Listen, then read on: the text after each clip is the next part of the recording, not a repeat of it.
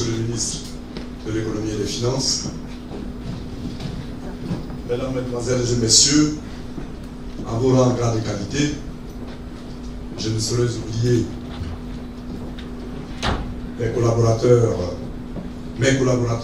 de la Direction générale des douanes, à commencer par le directeur général adjoint, l'inspecteur général, les directeurs, sous-directeurs, les conseillers, les membres du comité de direction, chers collègues, chers collaborateurs. Je me tournerai aussi vers la presse pour saluer tous ceux de la presse qui nous font l'amitié d'être avec nous en cette fin de matinée. Permettez-moi de relever d'emblée, de vous dire déjà que la modernisation commence par des actes et des actions que nous devons de poser au quotidien. Je suis le premier à regretter le retard que nous avons pris, mais c'est un retard justifié. Vous comprenez bien que la tribune qui nous est offerte est éminemment importante. C'est pour cela que nous n'aurions jamais pu commencer sans que Monsieur le ministre vienne lui-même marquer de sa présence et rehausser de sa présence la qualité de notre rencontre de ce matin. Ceci dit, nous sommes dans cette salle pour parler de modernisation. La modernisation de l'administration des douanes, quel défi! Le contexte mondial actuel est marqué par un environnement commercial de plus en plus concurrentiel et par l'utilisation croissante des technologies de l'information et de la communication dans tous les secteurs de l'activité économique.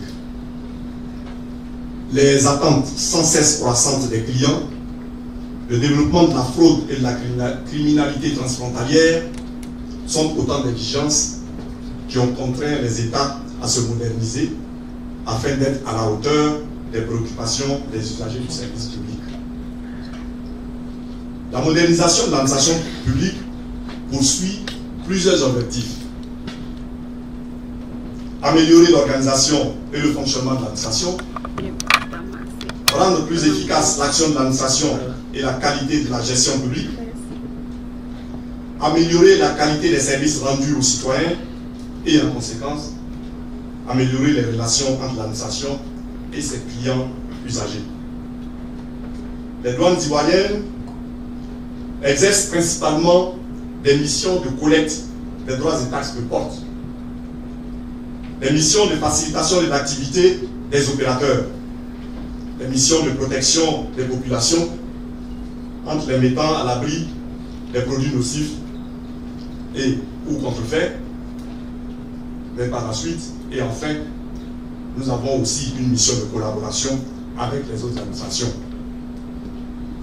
En tant qu'administration publique, la douane ne saurait se soustraire à cette exigence de modernisation. À cet effet, nous avons entrepris depuis quelques années déjà plusieurs réformes visant à sécuriser et à simplifier les procédures, renforcer les contrôles, maîtriser les régimes suspensifs, moderniser la gestion des ressources humaines, renforcer les systèmes d'information. Ces réformes, inscrites dans un programme de modernisation, ont produit des acquis que nous présenterons avant d'examiner les défis qu'il faudra surmonter en vue de doter notre pays d'une douane encore plus moderne pour la satisfaction de nos usagers clients et à la hauteur des ambitions de notre pays. Alors, le processus de modernisation de l'administration des douanes, c'est la première partie que nous allons examiner ensemble. Quel est le fondement du processus de modernisation de notre administration? Il tire son fondement, naturellement, la modernisation elle tire son fondement des textes et programmes des partenaires au développement et de l'État de Côte d'Ivoire. On pourrait entre autres citer la Convention de Kyoto révisée, ce que nous appelons la CKR. La CKR vise à simplifier et à harmoniser les régimes douaniers Elle fournit un ensemble de procédures douanières pour faciliter le commerce international légitime, tout en réalisant des contrôles qui assurent la sécurisation des recettes fiscales et la protection de la société. Il y a l'AFE, qui est l'accord de facilitation des échanges de l'Organisation mondiale du commerce, l'OMC. Cet accord vise à accélérer le mouvement.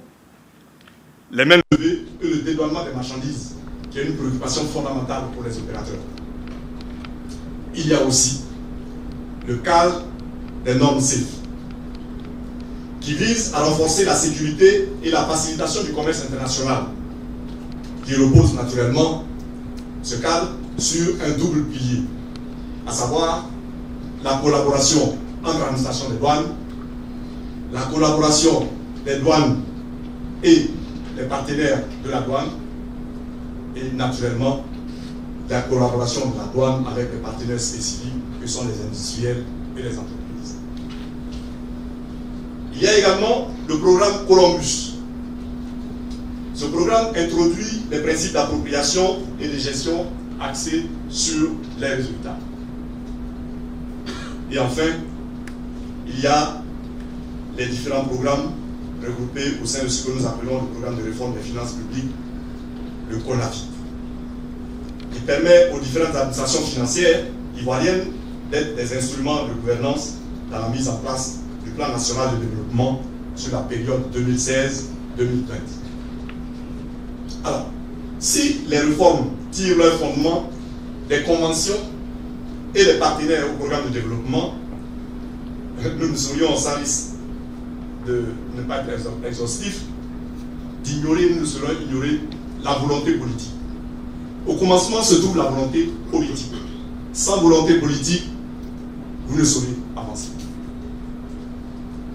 D'ailleurs, vous vous souvenez, et vous savez tous, que le père de la modernisation de notre administration restera le père fondateur de la Côte d'Ivoire, qui très tôt a eu l'ambition de hisser l'administration ivoirienne dans son ensemble à la hauteur de celle des pays développés. Je dis bien l'administration ivoirienne dans son ensemble, je ne parle pas que de la douane. La preuve, la création d'un ministère en charge de la modernisation de l'administration et de l'innovation du service public est l'expression même de la volonté continue des décideurs d'aujourd'hui à emboîter le pas au père fondateur de la nation qui veut faire de la Côte d'Ivoire, de l'administration ivoirienne, une administration moderne. Alors,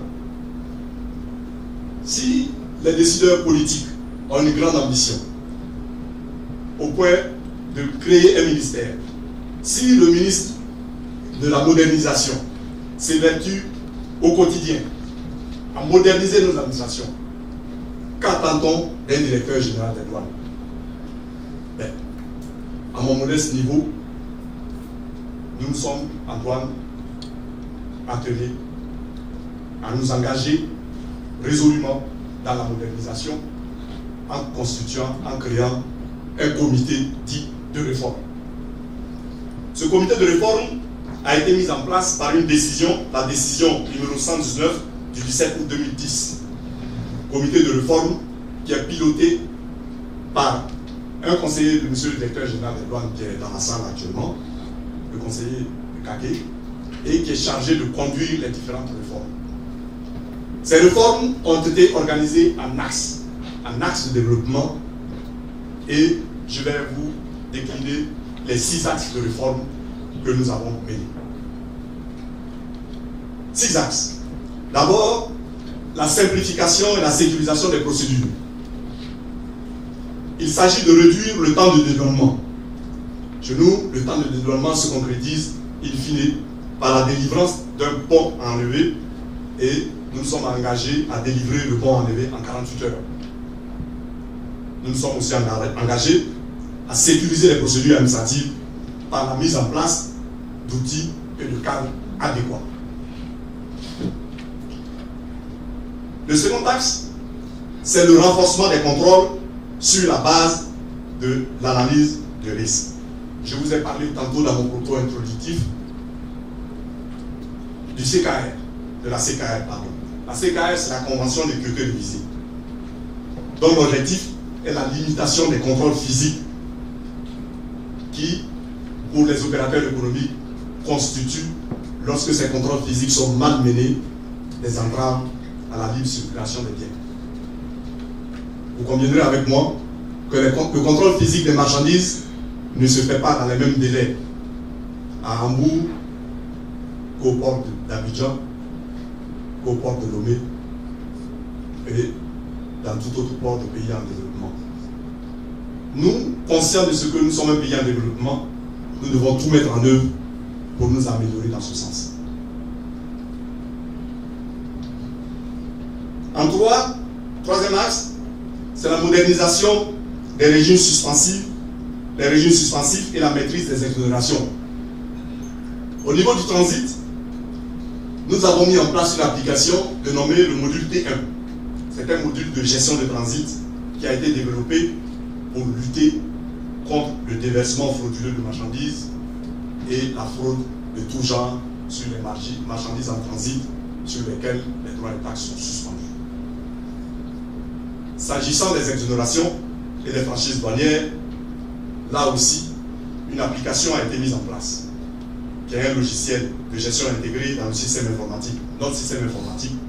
Et ce module de gestion automatisée des attestations d'exonération permet d'une part le calcul automatique de la dépense fiscale, c'est-à-dire le coût des exonérations, et d'autre part, ce module nous permet de disposer plus rapidement de statistiques détaillées sur la dépense fiscale. Quatrième axe, le renforcement des contrôles après dédouanement et la lutte contre la fraude. La transparence dans les contrôles a été traduite dans les faits par l'élaboration d'un guide de procédure des contrôles après dédouanement. En effet, ce dispositif qui a été mis en place par le décret 2013-858 du 19 décembre 2013 précise les différentes variantes des contrôles et leurs modalités, les prérogatives et obligations des agents enquêteurs et surtout les garanties et obligations accordées. Voyez-vous, il n'y a pas très longtemps, en tant que service public, disposant de prérogatives de puissance publique, des agents de droit, des agents de douane, se croyaient tout permis.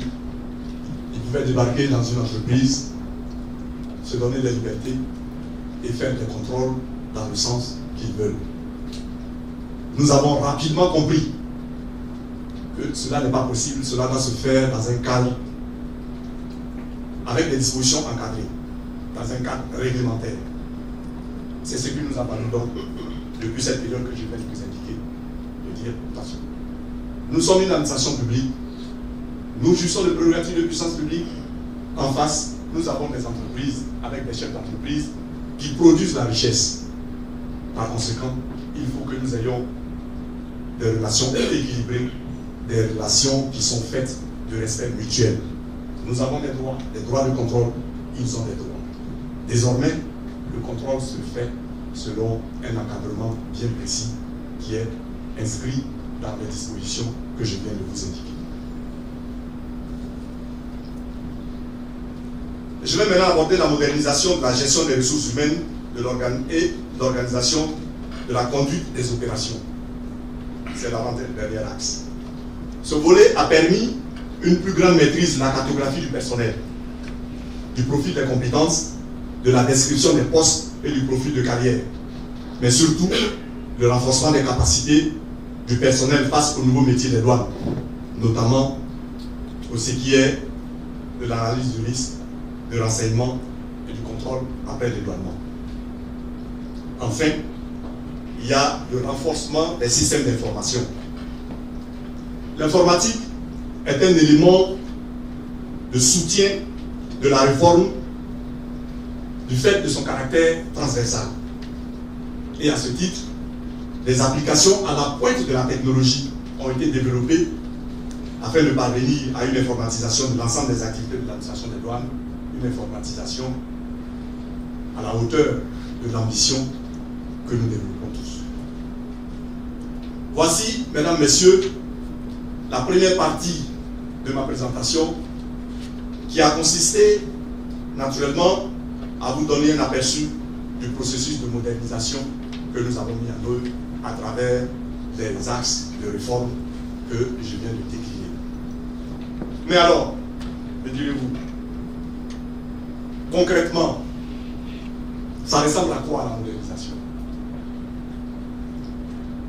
Laissez-moi vous dire que la modernisation, elle est dynamique. J'ai l'habitude de prendre l'exemple de nos enfants qui sont nés et qui nous voient avec des portables. Ils ont toujours le sentiment que le portable a toujours existé.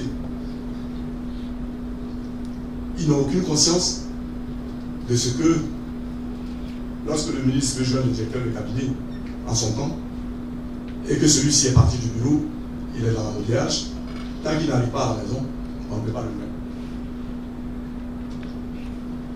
Si vous n'avez pas d'éléments de référence, si vous n'avez pas d'éléments de comparaison, vous ne saurez jamais apprécier de là où vous êtes parti et apprécier là où vous êtes arrivé. Donc il faut toujours des éléments de comparaison. Je prends l'exemple d'une génération, celui de nos enfants, celle de nos enfants, la génération de nos enfants. Mais souffrez que je prenne mon exemple. Je suis un pur produit de l'administration ivoirienne. J'ai commencé ma carrière au début des années 80.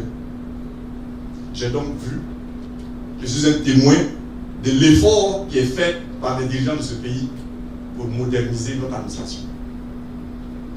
J'ai vu l'administration des douanes, l'administration ivoirienne avec des dactylographes, avec des dactylos. J'ai vu l'administration ivoirienne avec des sténographes. J'ai vu l'administration des douanes, l'administration ivoirienne en train de faire des faxes. J'ai vu l'administration ivoirienne qui émet, n'est-ce pas, pour émettre un document, nous étions bien obligés de recourir à la reproduction, à la reprogrammation, à la reprographie avec des stencils. Beaucoup de jeunes gens dans cette salle ne savent même pas ce que c'est que les stencils. Mais si aujourd'hui nous travaillons avec le mail, hier nous étions au stencil. Tout cela, c'est l'évolution qui nous permet d'apprécier cela. Alors oui, c'est ce qui a été fait dans l'administration en général. Mais,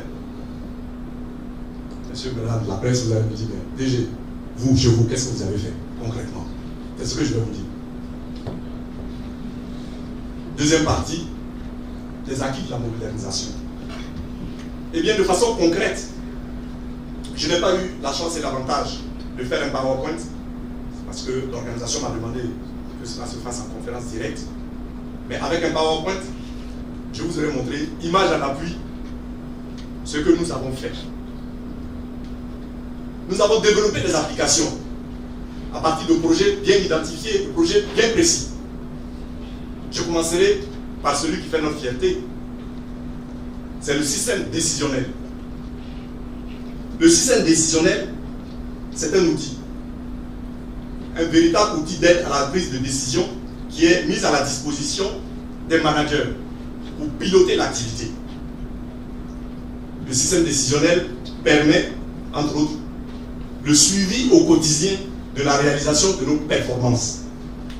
La performance des services, en relation, naturellement, avec les objectifs de recette. Mais pas que pour les objectifs de recette, mais c'est parce que vous savez tous que, entre autres missions de la douane, celle qui est la plus retenue, qui est la plus attendue, c'est la mobilisation des recettes. Le système décisionnel est un de nos bébés que nous apprécions beaucoup. Mais nous nous sommes dit, mais écoutez, si le ministre veut suivre et qu'il n'est pas à son bureau, de quelles possibilités peut-il disposer? Eh bien, écoutez, on va mettre le décisionnel sur ce qu'on appelle le décimobile. Le décimobile, c'est la possibilité d'aller aux mêmes informations, cette fois-ci, à partir du portable que vous avez entre les mains, ou des portables qui vous surchargent au quotidien. Nous avons aussi développé un système qui permet d'évaluer nos agents, les inspecteurs vérificateurs. Oui, nous avons la possibilité, à partir de critères précis, d'indicateurs précis, d'évaluer nos vérificateurs. Les vérificateurs en douane sont les inspecteurs qui sont en première ligne pour l'essentiel, pour la plupart d'entre eux, et qui au quotidien procèdent à la vérification des déclarations qui sont levées pour la mise à la consommation des marchandises. Nous nous engageons dans une démarche de compétition et de performance. Et la meilleure façon d'y arriver, de parvenir, eh bien, c'est de leur faire comprendre qu'ils sont évalués au quotidien. Et l'évaluation objective, c'est celle qui possède de l'outil dont nous sommes dotés pour procéder à leur évaluation. Au niveau de la gestion des ressources humaines, nous avons développé un produit que nous avons appelé Émeraude. Émeraude est un produit qui fait aussi notre fierté. C'est un pur produit de la douane ivoirienne et qui a été déposé à l'OAPI. Ce produit fait notre fierté, d'autant plus que les administrations sœurs viennent nous voir pour nous demander de bien vouloir partager avec elles Émeraude pour la gestion du sommeil. Je vous dis ici, s'il y a dans cette salle d'autres administrations qui souhaitent partager cela avec nous, c'est une fierté pour nous de dire que, écoutez, nous avons quelque chose de bien qui pourrait profiter à toute l'administration. Le e-learning. Le e-learning est une plateforme informatique de formation en ligne qui vient en appui et qui apporte un très gros appui au directeur de la formation et de la documentation. Il est destiné à renforcer les capacités des agents de douane. C'est une démarche de modernisation avec une plateforme informatique qui est disponible 24 heures sur 24 auquel chaque agent de douane peut accéder pour améliorer ses connaissances afin de prétendre au titre de la simplification, de la facilitation, de la sécurisation de la procédure et de la lutte contre la fraude. Il y a en partenariat avec la société Wellfontaine le guichet unique du commerce extérieur qui est en train d'être progressivement mis en place. Et ce guichet unique est une plateforme informatique qui centralise l'ensemble des opérations commerciales du commerce extérieur. C'est un projet qui est piloté par Wellfontaine, comme je viens de vous l'indiquer, avec le concours de l'ensemble des structures intervenant dans la chaîne logistique, notamment la douane, avec l'interface du SIDA. Nous avons développé des applications d'interconnexion. On ne saurait être efficace en restant cloisonné. Ce n'est plus possible au XXIe siècle. Alors, nous avons pensé qu'il était indispensable de nous interconnecter avec les administrations, les structures avec lesquelles nous travaillons le plus. Ainsi, nous sommes en interconnexion avec le Conseil du café et du cacao pour sécuriser, simplifier les procédures d'exportation du café et cacao par un contrôle automatisé et, naturellement, les échanges de données nous permettent d'être efficaces dans l'intérêt du trésor public. Vous comprenez bien que nous sommes à la porte de sortie du cacao et qu'il serait impensable qu'il n'y ait pas d'interaction entre le Conseil du cacao et notre administration. Nous sommes également interconnectés avec Abidjan Terminal. Abidjan Terminal assure une meilleure prise en charge des marchandises containerisées. C'est une structure partenaire au port d'Abidjan qui relève du groupe Bolloré et qui assure le suivi de la sortie d'embarquement des différentes marchandises qui entrent et qui sortent. Il y a lieu aussi d'échanger les informations avec cette structure et nous avons cru bon de nous interconnecter avec Abidjan Terminal. Interconnexion avec le port autonome d'Abidjan, vous me direz évidemment, j'aurais dû commencer par là. Avec le port autonome de San Pedro, évidemment, ce sont les ports d'embarquement de la marchandise à destination de l'étranger. Mais oui, nous sommes également interconnectés avec la Direction générale des impôts. Parce que là aussi, pendant longtemps, nous avons déploré, à notre dépens, que le cloisonnement, nous avons constaté que le cloisonnement n'était que dans l'intérêt des fraudeurs. Désormais, la douane et les impôts sont interconnectés. Nos données sont échangées. Au-delà de l'interconnexion avec l'administration des impôts, eh bien, nous travaillons ensemble en étroite collaboration. Nous faisons ce qu'on appelle des contrôles conjoints avec des informations que nous partageons. Nous avons également développé, je l'ai annoncé tout à l'heure, un module pour sécuriser le transit. C'est le module T1. Ce module informatique permet de suivre toutes les cargaisons de marchandises à destination de l'Interland. Vous savez que le Mali, le Burkina, le Niger, pour ne parler que de ces trois pays, utilisent le port d'Abidjan comme port de ravitaillement de leur pays. Les marchandises qui sont destinées à ces pays n'acquittent pas les droits de douane en Côte d'Ivoire. Ces marchandises doivent payer les droits de douane dans le pays de consommation. Le plus gros risque que nous courons, c'est que ces marchandises-là, qui sont des marchandises de grosse valeur, si d'aventure des personnes se permettaient de ne pas les acheminer à destination et de les reverser sur le marché ivoirien, cela représenterait une grosse perte pour notre économie. Nous sommes donc obligés de prendre les dispositions pour assurer le suivi et sécuriser le transit de ces marchandises. Nous avons développé également ce qu'on appelle le PVS, qui est le procès verbal simplifié. Le procès verbal simplifié, ce qui ne paraît pas évident pour tout le monde. Le procès verbal, c'est celui qu'on vous dresse lorsqu'on a relevé contre vous une infraction. Qui doit nous servir pour la suite. Et l'intérêt, c'est que nous l'avons simplifié de sorte à ce que le recueil d'informations contenues dans ces documents puisse aider au contrôle et aux différents contrôles a posteriori, mais même au contrôle de première ligne. Et cela se fait à partir d'un logiciel que nous avons mis en place et qui nous fait toute notre fierté et qui nous vaut aussi la visite des douanes de pays frères qui viennent nous voir. Mesdames et messieurs, je pourrais vous faire une litanie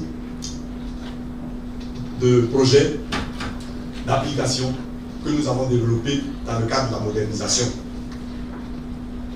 Je voudrais juste que vous reteniez ceci.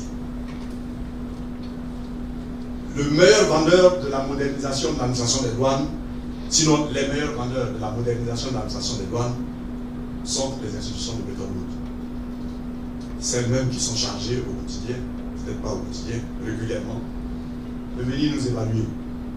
C'est très souvent que nous recevons des courriers de directeurs généraux des douanes sœurs pour nous dire nous venons de finir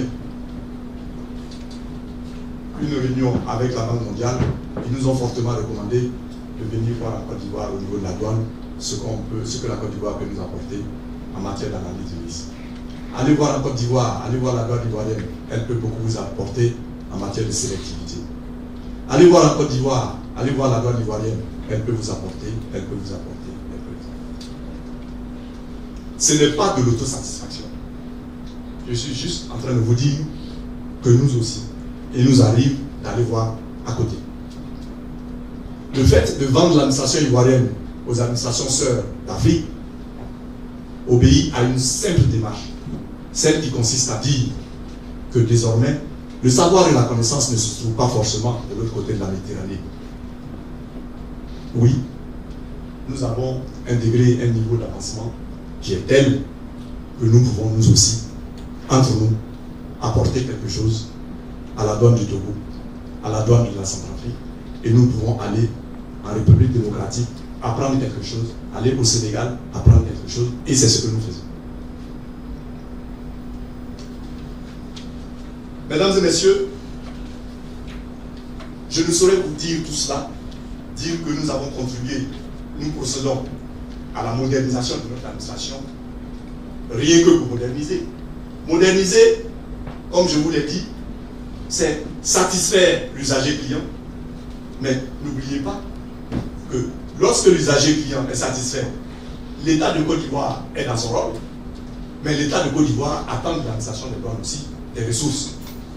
Moderniser, c'est aussi améliorer les ressources. Sinon, vous n'aurez pas eu la démarche exhaustive de la modernisation. Qu'est-ce que la modernisation nous a apporté en termes de recettes? Juste des éléments statistiques. Les recettes douanières sont passées de 973 milliards en 2012 à 1723 milliards en 2017, soit une croissance moyenne de 12% sur l'ensemble de la période. Voilà. J'ai les chiffres. Je ne vais pas vous abreuver de statistiques. Je ne crois pas que ce soit le plus important. Je viens juste vous donner ce qui est le plus important à retenir sur ce que la modernisation a pu apporter à l'administration des douanes. Mesdames et messieurs, nous allons aborder la troisième et dernière partie, la partie qui est relative aux défis et aux perspectives. D'abord, les défis. La maîtrise de l'environnement commercial. C'est un aspect fondamental. La modernisation a rendu le monde plus complexe, naturellement. Les interconnexions se sont multipliées dans le monde, comme en attestent les flux croissants de marchandises, de personnes, de capitaux, d'informations et de technologies. Ce nouveau contexte offre au pays la possibilité d'une croissance et d'un développement économique rapide. Cette situation profite non seulement au commerce légitime, mais aussi, et malheureusement, au commerce illégal.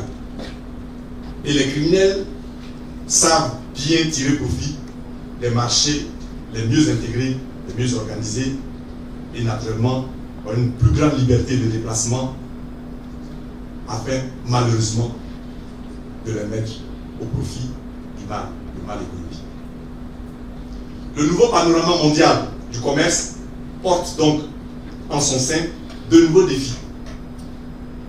Il a ainsi entraîné une multiplication, une complexification des risques qui doivent être gérés aux frontières. L'absence de contrôle efficace constitue pour toute économie et pour toute société une source de risque pouvant porter préjudice naturellement aux intérêts de notre société. Les administrations des douanes ont pour mission de contribuer certes au développement économique et social, mais nous devons aussi faciliter le commerce légitime en protégeant les économies nationales et les sociétés, les entreprises qui sont donc menacées au quotidien par le crime organisé et le terrorisme. Les gouvernements ont besoin que la douane fournisse des prestations de services de qualité et répondent aux attentes de la société et des entreprises, je viens de vous le dire. La professionnalisation de notre métier, qui s'étend aux aspects qui partent depuis le recrutement, la formation, l'avènement des nouveaux métiers, exige que tous, depuis le ministère de la fonction publique, nous réfléchissions désormais sur les tendances à apporter à ces nouveaux métiers qui, naturellement, ne font que progresser et nous faire progresser, et doivent nous faire progresser. La matière douanière étant mouvante et diversifiée, cela crée des besoins importants de formation, des problèmes de spécialisation et de gestion des nouveaux corps de métier. La dématérialisation des procédures et services, ou ce que nous appelons en douane zéro papier, c'est un autre défi. La numérisation des services offerts par la douane, qui constitue un axe important de modernisation, est un levier efficace de simplification des démarches des opérateurs et un soutien à la compétitivité des entreprises. Les initiatives prises dans ce domaine visent à satisfaire les attentes des usagers clients et à offrir un service de qualité afin d'améliorer la gestion du service public. À cet effet, Un comité chargé de la dématérialisation des procédures et des services a été créé et a décliné les grandes phases de ce programme de dématérialisation qui est un programme très ambitieux et qui vise à terme à supprimer ou tout au moins à réduire considérablement l'usage du papier ainsi que l'intervention humaine. Ainsi, des dispositions ou des mesures telles que la signature électronique, la suppression du dépôt physique de déclaration, le paiement électronique des droits et taxes, qui sont des projets qui sont en cours sur lesquels un travail de fond doit être fait. Il y a aussi des défis culturels et des défis d'éthique. Malgré les nombreuses actions de communication menées par les douanes, notamment la sensibilisation sur le bien fondé de l'impôt, l'incivisme fiscal des populations et de certains opérateurs économiques se manifestent malheureusement par leur penchant pour la fraude. La fraude, chez nous, c'est la sous-évaluation, c'est la falsification des documents, c'est le contournement du cordon douanier, c'est le contournement des bureaux de douane, donc la contrebande en général. Et leur hostilité vis-à-vis du paiement des droits et taxes, et tout cela les amène quelquefois à réagir face à l'autorité de la douane, à s'opposer à l'autorité de la douane. C'est très souvent que nous avons décrié la violence qui est faite quelquefois aux agents de douane dans l'exercice de leurs fonctions. C'est très souvent que l'on, malheureusement, nous annonce des oppositions à faire. Aujourd'hui, l'incivisme fiscal, malheureusement, est en train de prendre l'ampleur. Il faut absolument qu'ensemble nous nous y mettions pour combattre ce fléau. Il est impensable qu'au même moment qu'on attend de l'État de Côte d'Ivoire un mieux-être, un cadre de vie beaucoup plus adéquat, beaucoup plus enchanteur, une société où il fait bon vivre, mais en même temps, on s'oppose aux efforts de l'État pour recouvrir les deniers publics afin d'accorder à chacun et à chacune des Ivoiriens un cadre de vie dans un pays où il fera bon vivre. C'est souvent que les agents de douane, dans des opérations de sécurisation des spéculations qui fuient vers les pays limitrophes, c'est souvent que les populations s'érigent contre le travail des douaniers, contre le travail des forces de l'ordre. Il arrive quelquefois où ce sont les agents de douane eux-mêmes qui sont bien obligés de se mettre en sécurité face à la violence, simplement parce qu'ils ont le tort de vouloir faire leur travail. Quelles sont les perspectives qui se présentent à nous? Eh bien, nous avons la grosse et forte ambition de poursuivre la dématérialisation des services de l'administration pour aller résolument vers la modernisation de notre administration, dans la simplification des procédures. Nous nous devons de développer le concept de douane mobile par l'accessibilité dans les principales fonctions informatiques, ou à nos principales fonctions informatiques, via le périphérique mobile que vous avez tous les jours entre les mains. Nous nous devons également de finaliser et d'aller encore de l'avant dans les projets d'interconnexion des systèmes d'information, cette fois, non pas l'interconnexion nationale, mais l'interconnexion internationale, parce que nous avons des projets dans ce sens, soutenus par le PSTC-CAL, interconnexion entre les douanes de Côte d'Ivoire et les douanes du Ghana, interconnexion entre les douanes de Côte d'Ivoire et les douanes du Burkina Faso, interconnexion entre les douanes de Côte d'Ivoire et les douanes du Mali. Je ne citerai que les projets pour lesquels nous avons des avancées notoires. Il n'est pas exclu que cela se fasse, que nous parvenions à faire ce que nous appelons la toile d'araignée au niveau de tous les pays de l'UEMOA. C'est un projet, nous n'en sommes pas, mais il faut bien qu'un projet commence quelque part. Il a bien commencé entre la Côte d'Ivoire et le Ghana, la Côte d'Ivoire et le Mali, la Côte d'Ivoire et le Burkina Faso. Nous devons continuer également à finaliser le transfert de compétences que nous sommes en train de mener avec la structure partenaire qu'est Fontaine pour l'évaluation en douane. Nous devons continuer les réformes du Code des douanes. Le Code des douanes, qui est une loi qui est la base légale de l'activité de la douane, est en cours de réforme. Réforme soutenue par l'UEMOA sur des dispositions qui nous engagent tous.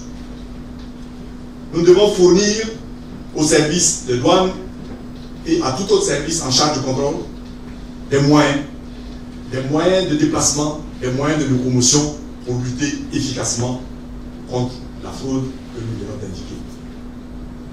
Et puis enfin, un autre projet qui est un projet très important, c'est celui qui est dénommé le projet de l'opérateur économique agréé, les OEA, un projet porté par l'Organisation mondiale des douanes, qui est un projet très attendu par les opérateurs eux-mêmes et qui consiste en une chose très simple, qui consiste à leur faire confiance parce qu'ils vous ont donné des gages de confiance.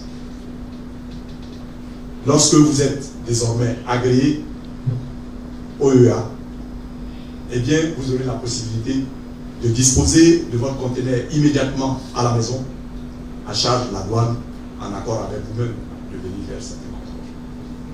Ce sont des facilités qui seront accordées à certaines entreprises, à certains importateurs, pour peu que ces entreprises et ces importateurs nous apportent des garanties. Et les garanties les plus sûres sont des garanties de fiabilité, c'est des garanties de confiance, c'est des garanties financières et qui devraient les rendre éligibles au concept d'opérateur économique agréé. Voilà, mesdames et messieurs, les défis qui nous attendent et ce que nous entendons faire pour nous engager résolument dans la modernisation, étant bien entendu que la modernisation est une dynamique. La modernisation, à l'instar des autres administrations d'ailleurs, est un processus irréversible, amplifié et accéléré par les impératifs de la modernisation du commerce international lui-même. Dès lors, nul ne peut s'en douter ou s'en soustraire au risque de tomber dans l'obsolescence ou dans la sclérose. Pour ma part, j'ai engagé tous mes collaborateurs à l'édification d'une douane moderne et vertueuse, et des efforts sont déployés à cet effet. J'ai naturellement bon espoir que nous y parviendrons tous ensemble, et vous me permettrez de conclure sur cette note. Tous, avec mes collaborateurs, nous nous engageons à aller dans la dynamique de modernisation. Permettez-moi donc à présent de vous remercier pour l'aimable attention que vous avez bien voulu accorder à mon propos. Je vous remercie.